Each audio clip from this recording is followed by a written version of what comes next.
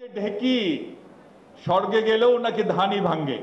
আমি ঠিক জানি না বেহেশতে ঢেকির কোনো ব্যবস্থা আছে কিনা এবং বেহেশতে ঢেকির ভূমিকা কি থাকবে আমি ঠিক জানি না। পলিটিশিয়ানরা বেহেশতে যেতে পারবে কি পারবে না তাও আমি বলতে পারি না। কিছুদিন আগেও ক্ষমতায় ছিলেন শেখ হাসিনা, উনি যদি সেখানে যায় কি করবেন তা অবশ্য বলা ঠিক হচ্ছে না মনে হয়। আমি জানি না ওনার কি হবে, মহান আল্লাহ তাআলা জানেন সবকিছু।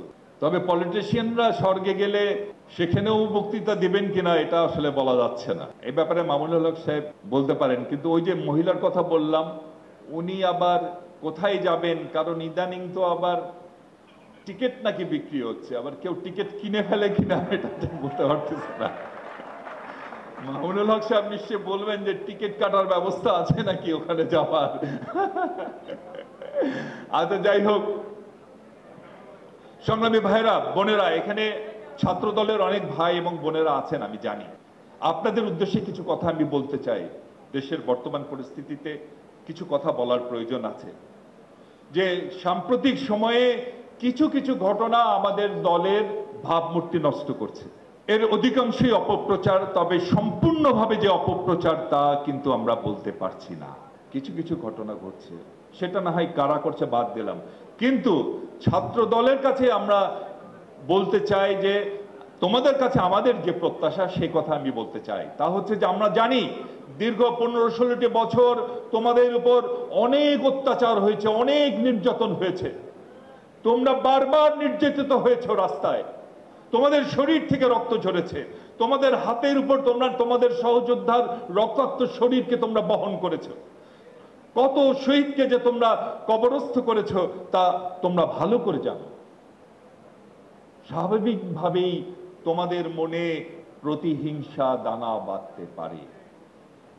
এখন প্রতিহিংসা পূরণের পথ কি? প্রতিহিংসা পূরণের দুটো পথ আছে। একটি পথ আছে, যে পথ হচ্ছে একইভাবে তা ফিরিয়ে দেওয়া। যারা তোমাদের উপর হামলা করেছে সেইভাবেই তোমরা তাদের উপর হামলা করবা। যারা তোমাদের শরীর থেকে রক্ত নিয়েছে একইভাবে তোমরা তাদের শরীর থেকে রক্ত নিবা। সেটি একটি পথ। আরেকটি পথ খোলা আছে, সেই পথটির ব্যাপারেই আমি কথা বলতে চাই এবং সেই পথটি বোঝানোর জন্য আমি সাউথ আফ্রিকার একটি উদাহরণ তোমাদের সামনে আমি তুলে ধরতে চাই। 1990 সালের 11 ফেব্রুয়ারি সম্ভবত নেলসন ম্যান্ডেলা 27 বছর জেল খাটবার পরে যখন জেল থেকে মুক্তি পাচ্ছিল, তখন সেটি শুধুমাত্র নেলসন ম্যান্ডেলার মুক্তি ছিল না, সেখানকার বছরের পর বছর নির্যাতিত নিগ্র কৃষ্ণাঙ্গদের মুক্তি ছিল সেই নেলসন ম্যান্ডেলার মুক্তির মধ্য দিয়ে। যখন নেলসন ম্যান্ডেলার মুক্তি সমাগত, যখন কৃষ্ণাঙ্গদের মুক্তি হচ্ছে, তখনও কিন্তু তাদের সামনে দুটো রাস্তা খোলা ছিল। তারা কি একই কায়দায় যারা তাদের উপর, যে শ্বেতাঙ্গরা তাদের উপর এতদিন ধরে নির্যাতন চালিয়েছে, হত্যা করেছে, গুম করেছে, শরীর থেকে রক্ত ঝরিয়েছে, তারা কি সেই একই কায়দায় শ্বেতাঙ্গদের উপর হামলা চালাবে নাকি চালাবে না, অন্য পথ খুঁজবে? তখন নেলসন ম্যান্ডেলা মুক্ত হয়ে আসলেন। নেলসন ম্যান্ডেলার সেই যে কারাগার থেকে যখন মুক্ত হচ্ছেন নেলসন ম্যান্ডেলা তার এক আত্মজীবনীতে বলেছেন, সাক্ষাৎকারে বলেছেন, আমি যখন আমার কাগজ, মুক্তির কাগজ যখন জেল গেটে আসলো, আমার সেল থেকে যখন আমাকে বলা হলো আপনার কাগজ চলে এসেছে, আপনার মুক্তির জন্য আপনার দলের লোকজন, আপনার পরিবার অপেক্ষা করছেন, আমি তখন সেল থেকে বের হয়ে ধীরে ধীরে আমি মূল গেটের দিকে অগ্রসর হলাম। যখন আমি ঠিক মূল গেটের সামনে এসে দাঁড়ালাম, তখন হঠাৎ করে আমার মাথায় একটি চিন্তা আসলো। আমি দাঁড়িয়ে গেলাম, আমি ভাবতে লাগলাম, এই যে 27 বছর, এর মধ্যে বড় একটি সময় আমার কেটেছে সেই রববেন আইল্যান্ডের সেই জেলখানায়, সেই চূড়াপাথর বেষ্টিত সেই জেলখানায়। যত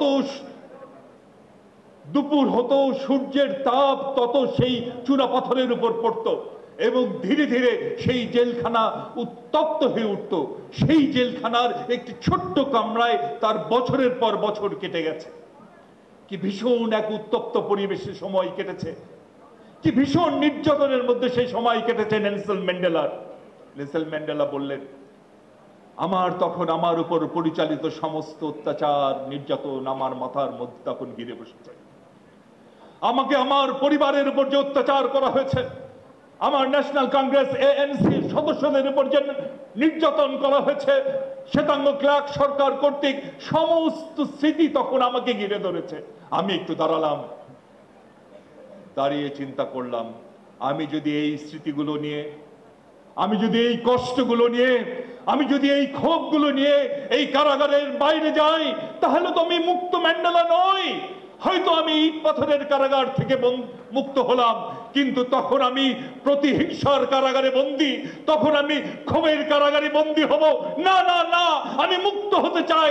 তাই সেই সময় কারাগারের ভিতরেই আমি আমার সমস্ত ক্ষোভ, সমস্ত দুঃখ, সমস্ত কষ্ট ঝেড়ে ফেলে আমি মুক্ত ম্যান্ডেলা বের হয়ে এসেছি।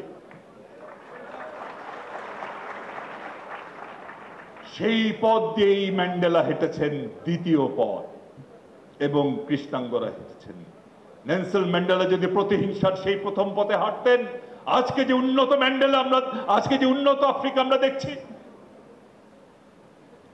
আজকের যে সমৃদ্ধ আফ্রিকা আমরা দেখছি, এই আফ্রিকা আমরা পেতাম না।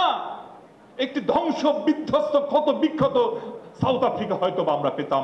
একজন মানুষ, নেলসন ম্যান্ডেলা, ঘুরিয়ে দিয়েছেন আফ্রিকার ভবিষ্যৎ একটি সিদ্ধান্তের কারণে। ভাইরা আমার, এবার আমরা বলুন, আপনারাই বলুন, আপনারা কোন পথ দিয়ে হাঁটতে চান?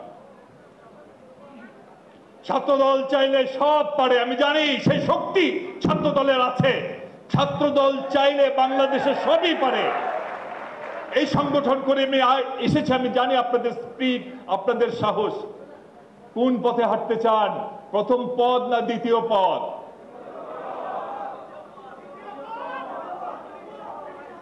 হ্যাঁ, দ্বিতীয় পথ।